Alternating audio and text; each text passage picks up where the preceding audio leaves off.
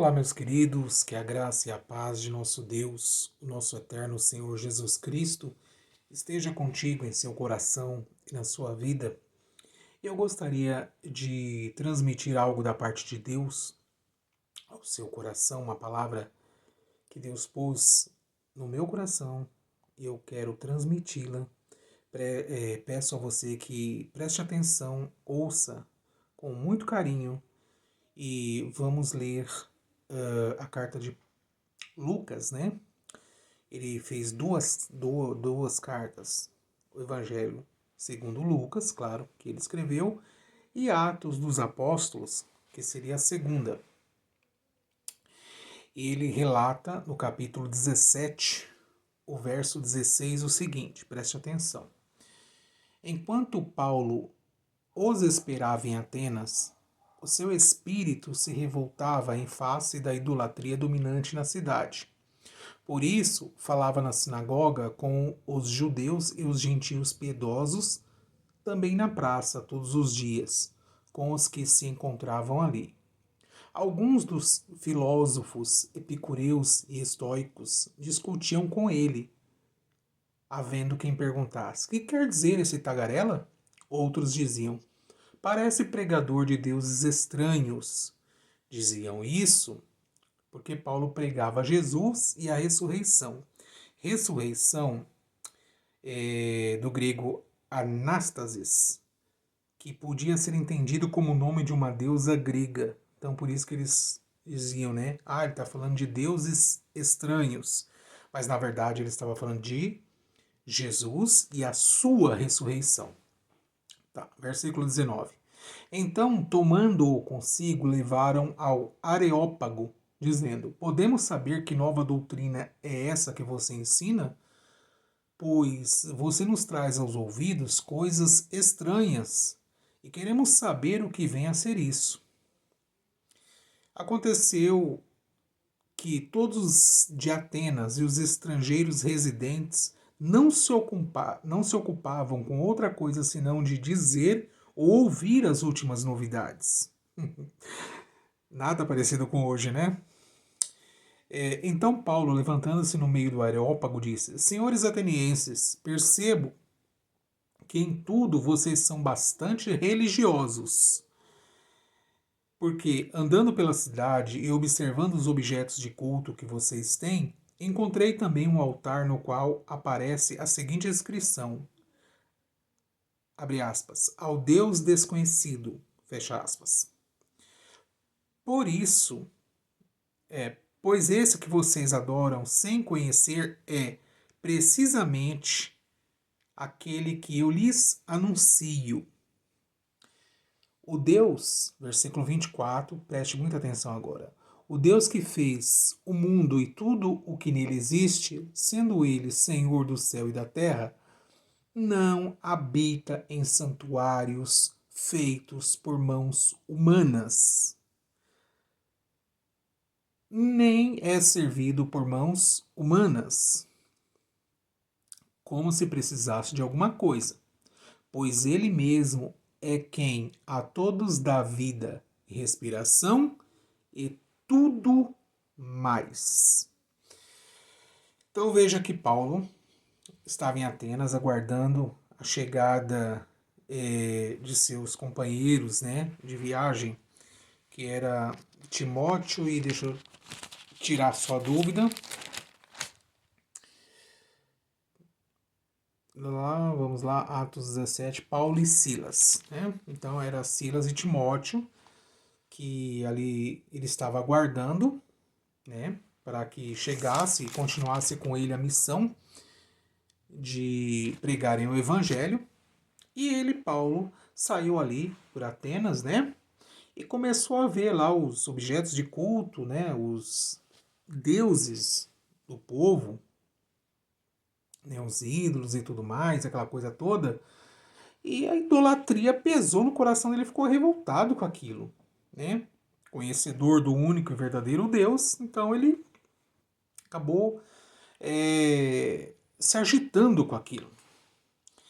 E aí, conforme ele começou a pregar o evangelho, né? Começou a pregar o evangelho para o povo, O povo, opa, que isso? Aqui diz tagarela, as versões mais clássicas diz paroleiro, né? Então o povo se ocupava, né? A rede social da época do povo era se ocupar em falar e ouvir alguma novidade. O povo queria saber de novidade, né? E aí falaram, não, isso aí é um pregador de deuses estranhos, como eu já expliquei. Ressurreição é do grego anástasis, né? Que pode ser entendido como o nome de uma deusa, né? Em grego, ressurreição, quer dizer, anástase, pode ser entendido como o nome de uma deusa, de uma daqueles deuses que eles tinham. E aí ele começou a falar, inquiriram, né, dele, levaram ele lá para o centro do Areópago e falaram, e aí, que negócio que é esse? Explica pra gente aí. Ele falou, olha, é o seguinte, eu sei que vocês têm aí, né, são isso, são aquilo outro e tal, Deus tal, e aí é o seguinte, lá tem um altar, né, tem um altar no qual aparece ao Deus desconhecido. Vocês não conhecem, mas eu conheço e é Ele que eu estou pregando para vocês. E Ele é o Criador dos céus e da terra e de tudo que nele existe, né? E aí é o seguinte, esse Deus, ele não habita em templos feitos por mãos humanas. Nem precisa de mãos humanas para servi-lo. Porque ele criou tudo, ele dá tudo para todo mundo. A respiração, né? Ele dá a vida. Então, chove porque Deus deu, faz calor porque Deus concede. A vegetação, né? E as animarias do campo, tudo porque Deus assim consente para uma boa vida ao ser humano, para que o ser humano tenha como sobreviver se alimentando e se cuidando aqui na face dessa terra. E esse Deus é o Todo-Poderoso, então ele não precisa de nada de seu ninguém. E é nesta questão aqui que algumas pessoas falam, tá vendo? Deus não habita em templos feitos por mãos humanas. A igreja somos nós. E Deus também não precisa, às vezes, de ser servido, inclusive até com dinheiro. Então, vocês vão ficar dando dinheiro na igreja, que isso, que Deus não precisa de dinheiro, aquela coisa toda. Então, se lermos assim, né realmente dá. Quem lê assim de primeira viagem, né, pega assim, opa, é verdade. Deus não habita em templos feitos por mãos humanas. Eu digo mais. Eu digo mais. Lembra de Salomão? Salomão, filho do rei Davi, quando estava para construir o templo de Deus, ele orou e falou com Deus, falou, olha, o Senhor, os céus dos céus não te cabem. O Senhor não cabe nos céus dos céus. E você já parou para pensar no tamanho do universo?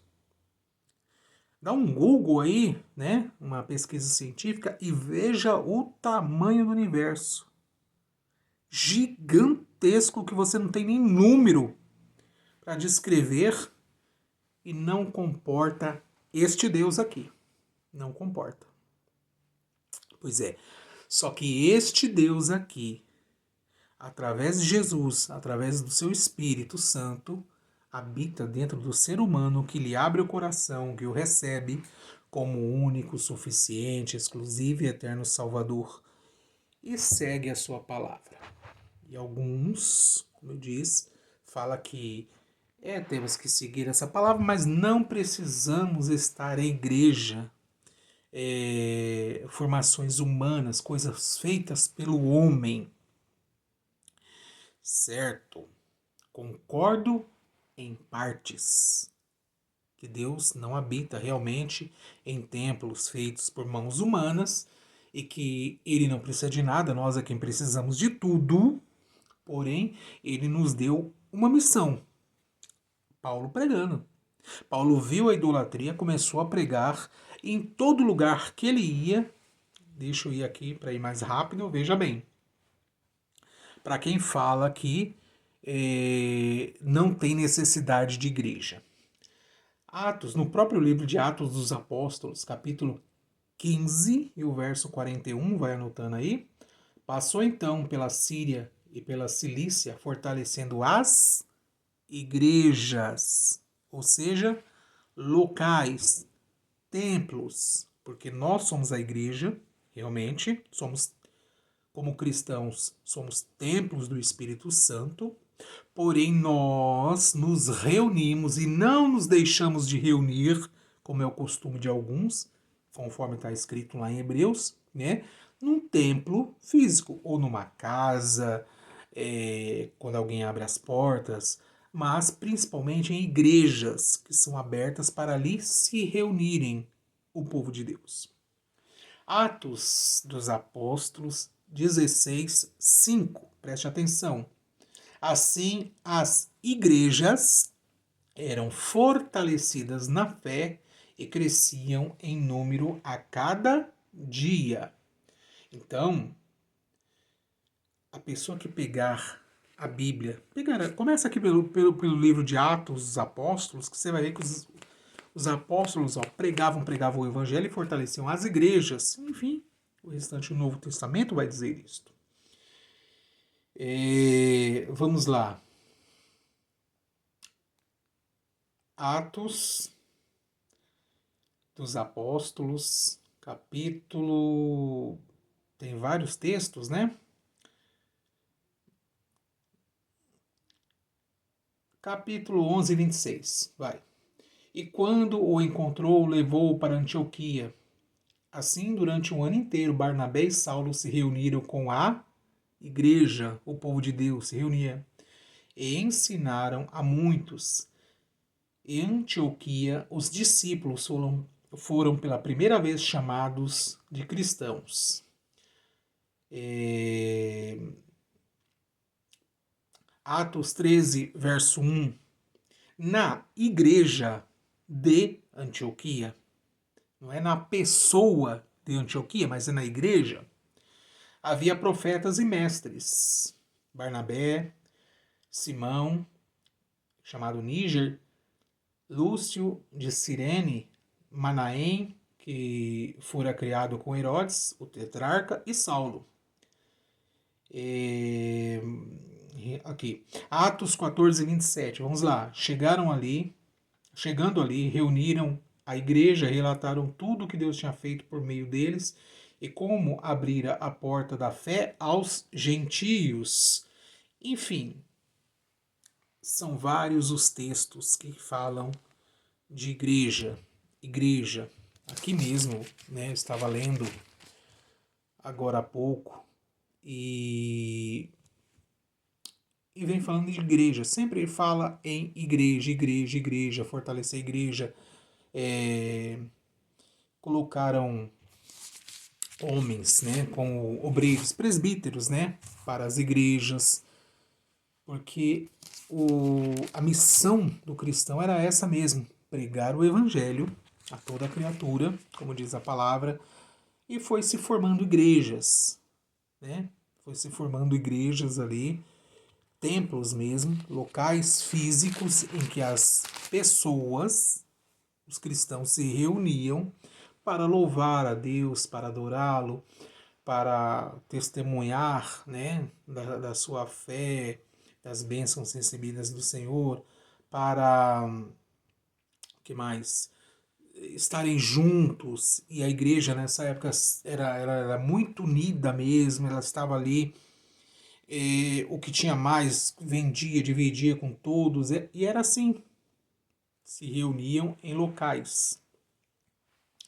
Então, quando eu disse que concordava em partes, eu concordo assim, que nós somos a igreja, porém o local físico que denominamos como igreja, né, damos o nome de igreja, também é válido sim, é bíblico sim. Essas pessoas que estão por aí transtornando o evangelho, dizendo que a pessoa saia do sistema religioso, saia da igreja, fique em casa. Primeiro, vocês não estão tomando ceia, que é mandamento do Senhor. Vocês não vão atrás de ninguém para batizar seu ninguém. Vocês, a maioria, não se reúnem. Talvez algum grupo aí se reúna, mas até onde eu sei é cada um no seu quadrado, cada um na sua casa, né? Eu poderia citar alguns nomes aqui, mas não vou fazer isso, que não Não é esse o intuito do vídeo. O intuito do vídeo é para que você entenda, você que está me ouvindo, me assistindo aí, é que igreja física, sim, é bíblica, sim, é de Deus. Se não fosse, o próprio Espírito Santo de Deus aqui já teria avisado os apóstolos na época. Opa, que negócio que é esse? Construindo igreja? Montando igreja? Pondo presbíteros? Pondo anciãos para pastorearem o povo? Não é assim não. Não é isso que eu quero não. Pelo contrário, Deus não fez isso. O Espírito Santo de Deus não fez isso. Ele incentivou ainda mais para que eles fossem e pregassem, se espalhassem pela terra e fossem pregando. E este evangelho chegou até nós que aqui estamos, chegou até você que está me ouvindo. Então, não caiam nessa cilada de alguns outros tipos de paroleiros aí, né? Tagarelas aí, fica, não precisa de igreja, não. Porque lá é um bando de ladrão que só quer o dinheiro. Olha, realmente, né? Vamos entrar aqui numa outra parte. Realmente eu sei que existe uma cambada de safado, pilantra, sem vergonha, lobos devoradores que usam a palavra de Deus, distorcem essa palavra para, ó, na tua grana, no teu money, ó, entendeu? E tem muita gente que acredita. Infelizmente, tem muita gente que não conhece essa palavra e acaba acreditando no que esses sem vergonhas falam, né? Do que esses aproveitadores falam.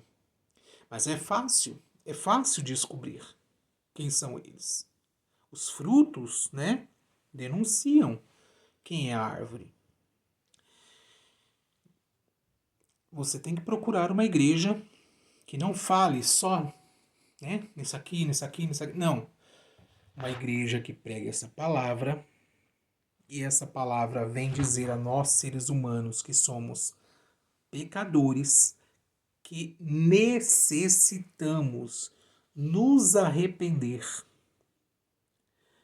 crer neste evangelho, sermos batizados e seguirmos essa palavra fielmente até o dia do arrebatamento ou até o dia da ressurreição dos mortos.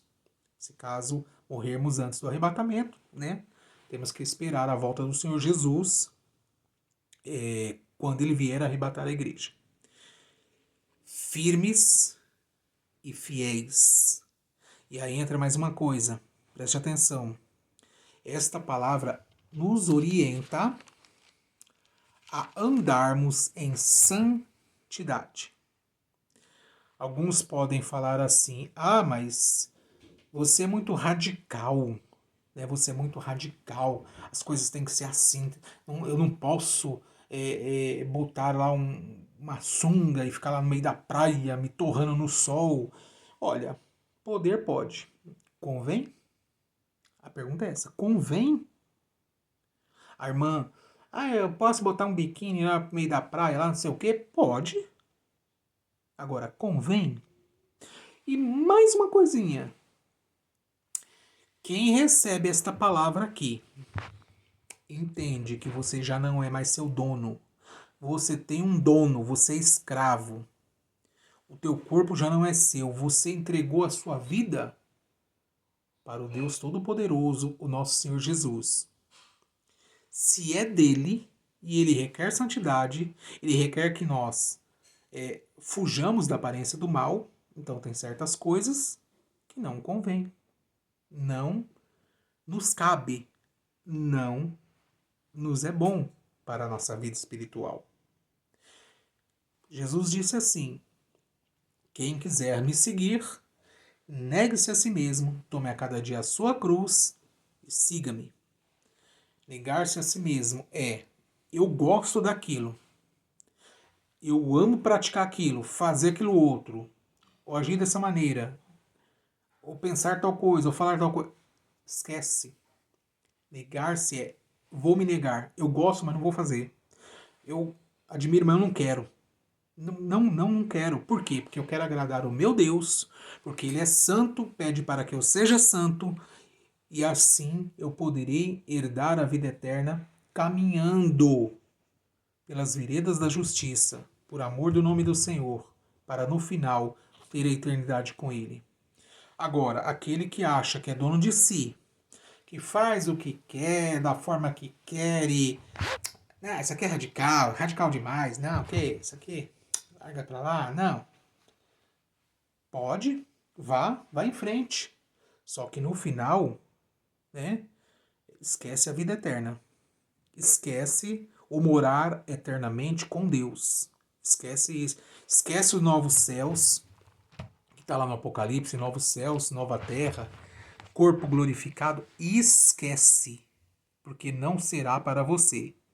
Isso será para aqueles que são salvos em Cristo Jesus, que lavaram as suas vestes espirituais no sangue dele, que o seguem fielmente, obedecendo essa palavra, que sofrem aqui nesse mundo, sofre afrontas, chacotas, sofre aí humilhações, sofre horrores. Hoje podemos até chorar por isso. Mas vai chegar o dia em que nós estaremos eternamente sorridentes. E aqueles que nos humilharam, nos chacotaram, fizeram de tudo, enfim, de tudo mesmo, que não precisa aqui falar que muitos, né, fazem isso com os irmãos, com os cristãos, estaremos eternamente sorridentes.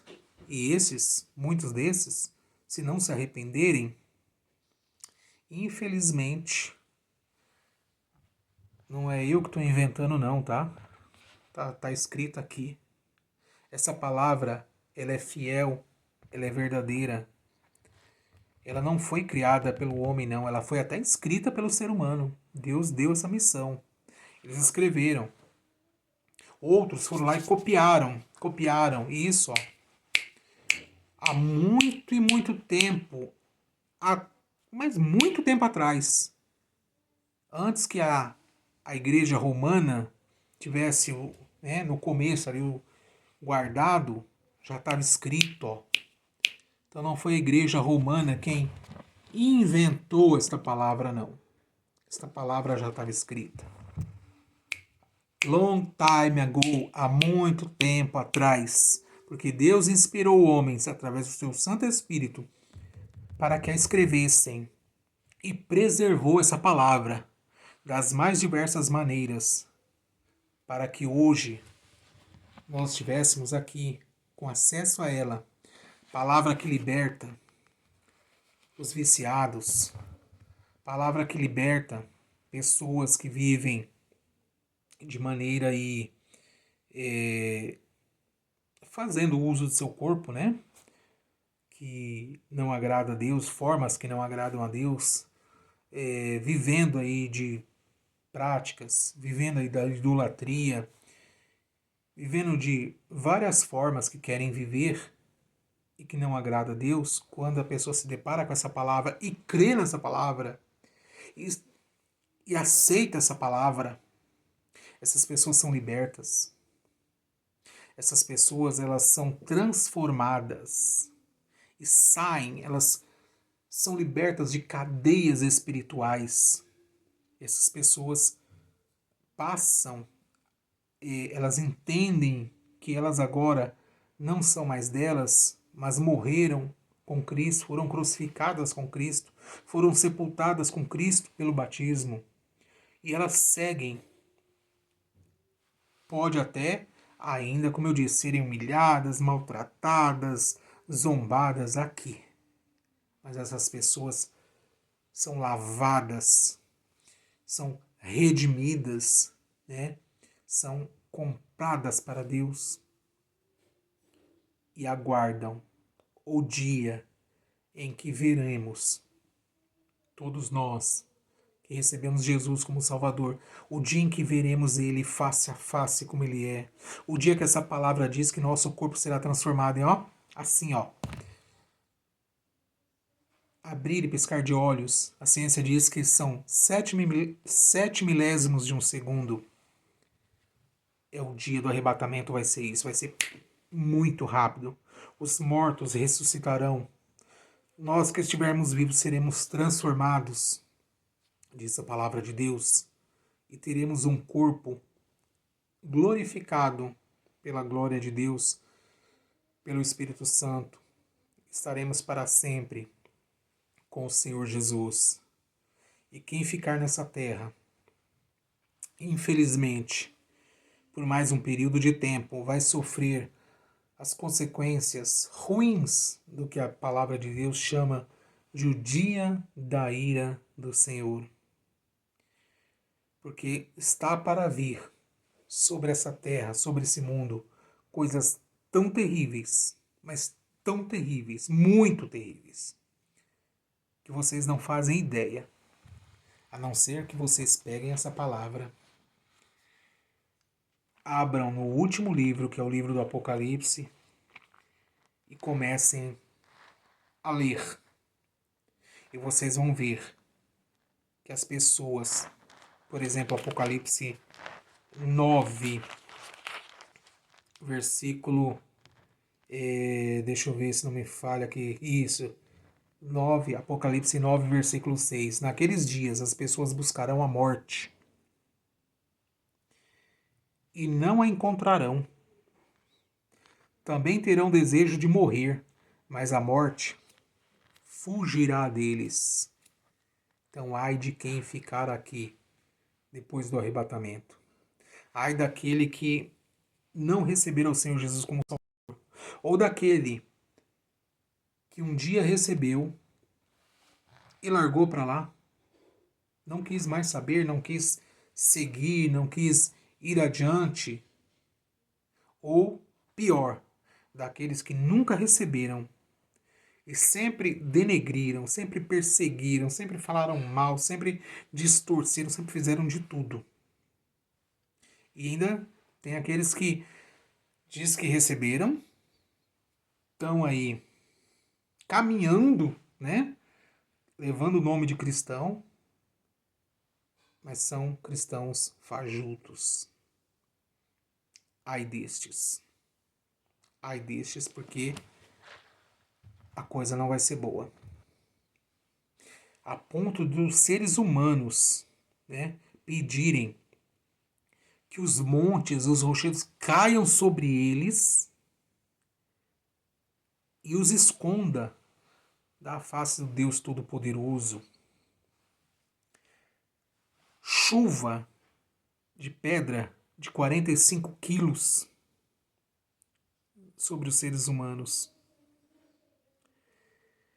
Meus queridos, sei que essa palavra não é uma palavra assim muito agradável, que muitas pessoas, nossa, que palavra, como eu gostei dessa palavra. Tem muitos que não gostam. Eu sei que os salvos em Cristo Jesus, cristãos autênticos, genuínos e verdadeiros, amam ouvir isso. E graças a Deus que o tempo está chegando. Mas aqueles que não gostam, rangem os dentes. Talvez aí nos comentários vão xingar, só não vão me xingar de santo. Mas não tem problema. Eu estou te alertando neste momento. Estou te alertando. Para a glória e honra de Deus, eu me encontro na igreja Congregação Cristã do Brasil. Uma igreja diferente. Te convido a vir conhecer. Venha conhecer. Venha assistir um culto, glorificar a Deus conosco. Venha ver os moldes da igreja, que não é a igreja que fica na tua cola. Aqui não tem isso. É porque se você não der aí 10%, você é ladrão, e ladrão a Bíblia diz que vai para o inferno e você vai ser condenado. Não. Aqui quem salva na congregação é Jesus. Não é 10% do meu salário, não. Aqui quem salva é Jesus. Não é outras formas que dizem aí que é evangelho. Não. Aqui quem salva é Jesus. Aqui a graça que não foi de graça, ela é, né, redundantemente, vamos falar assim, é grátis. Você vem, recebe Jesus como Salvador, se batiza para cumprir a justiça divina, tem uma vida feliz na presença do Senhor e a certeza da vida eterna com Deus. Tá certo? Que Deus abençoe grande e poderosamente a vida de cada um de vocês que me assistiram nesse vídeo. Peço a você que curta, compartilhe, comente. Tendo alguma dúvidas, pode perguntar, né? No caso, podem perguntar que o que tiver ao meu alcance eu responderei. Se não responder de pronto, buscarei as informações e trarei até você para a edificação da tua vida, tá certo? Que Deus te abençoe grandemente, poderosamente, em nome do Senhor Jesus.